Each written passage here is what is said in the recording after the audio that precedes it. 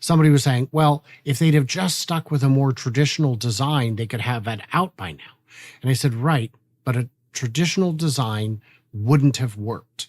And we know that because the legacy guys used a traditional design. The legacy design is what's bogging them down. It's what's holding them back. Tesla and Elon Musk, of course, talking always about their plans when they announce something as well. So they're talking about, we're going to do this thing.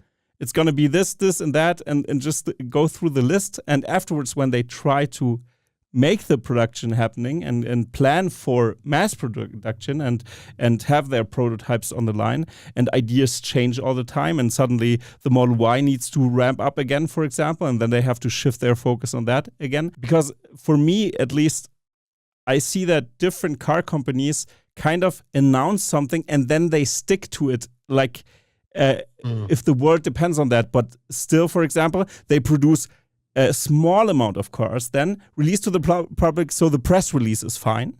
So in the press, it looks better, but actually the production is worse. So how do you see this this dynamic? Is that good or bad? For me, at least, I think it's a good idea to focus on the product and announce the plans, but maybe Elon should disclose that more. He's hyping it up a little bit, I think.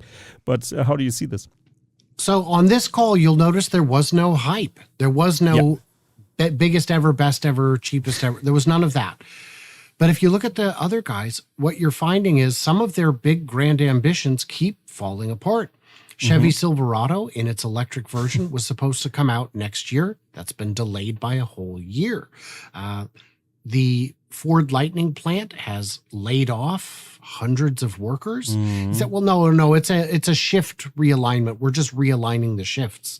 Yeah, because you've got 8,000 trucks sitting on dealer lots that you can't move. And in the same discussion I was having on X, or was it X? I don't know, somewhere, somebody was saying, well, if they'd have just stuck with a more traditional design, they could have that out by now. And I said, right, but a traditional design wouldn't have worked. And we know that because the legacy guys used a traditional design. The legacy design is what's bogging them down. It's what's holding them back. It has made them produce vehicles that are too heavy, too expensive, with batteries that are prohibitively large.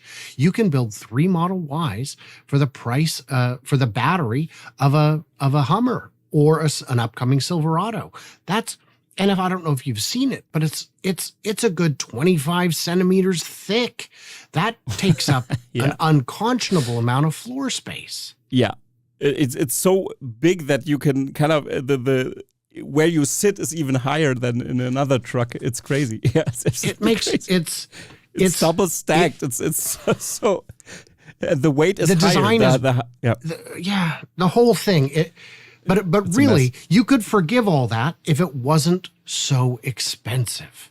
Yeah. But that's a lot of atoms. That's a lot of mass. That's a lot of minerals. It's a problem. Yeah. The same strategy also did Mercedes, that they could say, we have more range than the Tesla Model S. And the weight is much higher, pretty close to being so heavy that you have to have a different driver's license category. So pretty close from the efficiency standpoint. Tesla just produces inside of this sweet spot. They don't move away from that. They could move away from that, but still, I think they're going to come up maybe when the battery tech is getting a little bit smaller, or the efficiency, or the 4680s, for example, the structure pack, when they figured new efficiencies out. We've seen that with software updates. They might just shift again, and then suddenly we have higher range with an update or something like this. Yeah, it's absolutely crazy. There was a terrible argument I saw. There was an article where this author said, who's going to pay for the roads and bridges from these EVs that weigh 50% more than gas cars? To which I responded saying, if you look at the curb weight of a Model 3 versus a BMW 3 Series, they are the same. They're like within 50 pounds. If you look at a Model Y versus an X3 or an X5, they're the same weight. And some, of course, clown has to respond. And I don't know if he's a graduate of Ringling Brothers or Barnum and Bailey, but one of those clown colleges, should probably see if he could get his degree money back, said, right, but the Hummer weighs 8,000 pounds. I said, right, but there's no gasoline equivalent of that beast, of that monster. And if you look at the sales, there's also no electric version of it even itself, because they don't sell any, because it is not good. I was at the Detroit Auto Show and I did a test ride in the Hummer and in the Cadillac Lyric. And in both cases, my takeaway before I got to experience them and after was, who is this for? Who is this for? This is a car without a market. And so, of course, my thumbnail had a picture of both of them and it just said turds. And I got some pushback in the comments where people said, well, you're just a Tesla fanboy. You just love everything Tesla and hate everything else. You've seen enough of my channel. That's not true. I recognize the value in other manufacturers, but those are cars without a market. They don't make sense. I was more impressed by the Hummer, but I can't imagine who would buy that thing. And for what purpose? You're not going to take it off-road. It's not especially capable unless all you're doing is very slowly climbing over very predictably sized rocks. Yeah, we've seen the footage of the Cybertruck doing their tests in the field. It looked pretty good. They also have this bigger suspension and the smaller floor size because of the 4680 batteries, not like the stacked floor of the Hummer. So I also think off-roading makes much more sense because the point of gravity where it is, the height of the gravity point. Sure, the center of gravity, and also the stainless steel is going to be more durable against, branches and scratches and nicks and whatnot. It's going to just fit a lot more use cases. And again, no car can be right for everyone all the time. Yeah. And it doesn't need to be. It just needs to be right for enough people to make sense to move it at the volumes you need. I do want to talk about what we heard in the call about the compact car, because please. Yeah, that confirmed some theories that we'd all been speculating. He said it's going to be very utilitarian. It's going to be a very functional vehicle. And that right there tells you, while you and I may like the styling, it's not going to have a traditional styling that make people say, wow, which means it's going to be cheaper to build. Cheaper to build is the whole key. Cheaper, quicker, makes it so that they can actually sell a $25,000 car with a positive margin and get them out the door as quick as possible.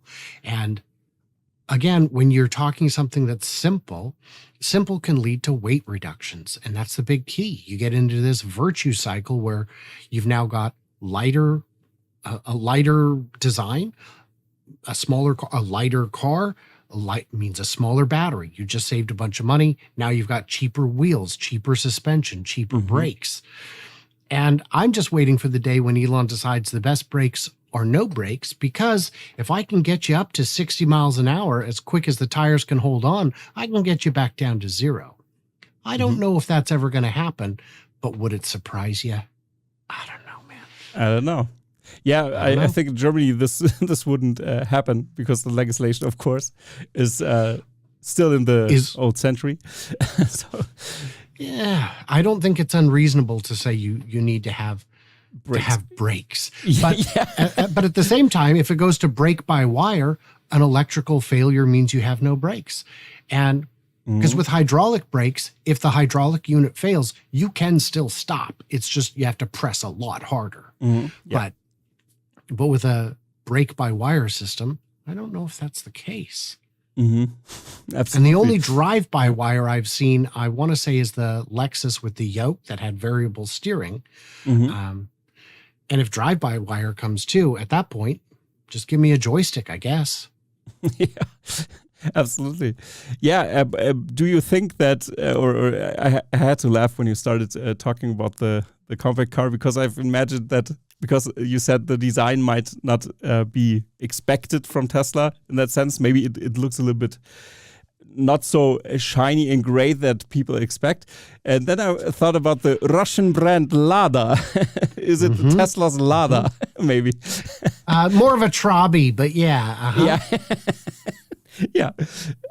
Pretty interesting. But the compact car, getting into this topic is pretty interesting.